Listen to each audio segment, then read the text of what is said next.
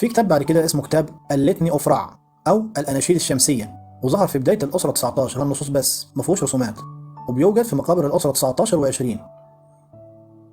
وده اول كتاب بنقابله لما بندخل على اليمين والشمال، هنلاقي في نص طويل جدا، والنص بيبدا بنفس الكلمه مكرره في كل سطر، وبتكرر 75 مره، وبعد كده وقفه او مسافه، وبعد كده بتتكرر مره تاني 75 مره بكلمه جديده.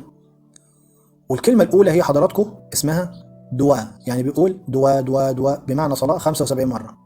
والكلمه الثانيه هي يا، بمعنى يا للنداء، برضه 75 مره يا يا يا.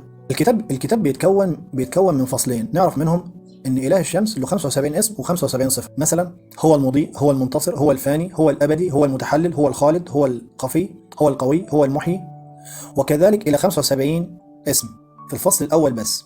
الفصل الثاني الملك بيتمنى انه يرافق اله الشمس في ال 75 اسم، وانه برضه بيتمنى انه يحمل نفس الاسماء زيه. فوق النصوص دي هنلاقي مستطيلات صغيره مرسوم جواها اشكال كائنات، زي مثلا موميا براس كبش، او قطه، او انسان واقف، او جعران، او شمس. عددهم 75 شكل، ودول ال 75 اسم بتوع الاله. والكتاب ده بيتمثل في اول وتاني صاله، في اول وتاني صاله بس من مقبره. نوصل بعد كده الكتاب رحله الليل والنهار، واللي بيصور دايما في سقف المقبره. وده حضراتكم بتمثيل الاله نوت، واللي بتبدا من باب المقبره في السقف بطول سقف المقبره حتى غرفه الدفن، وهي فاتحه فمها، وهي بتتصور مرتين، مره هنلاقي الشمس في بطنها وده كتاب النهار، ومره هنلاقي مراكب ميه في جسمها من بره وده كتاب الليل. وفي الكتاب ده هنلاقي وصف الشمس في جسم الاله نوت في الليل والنهار، واللي بيتمنى الملك انه يرافق الرحله دي.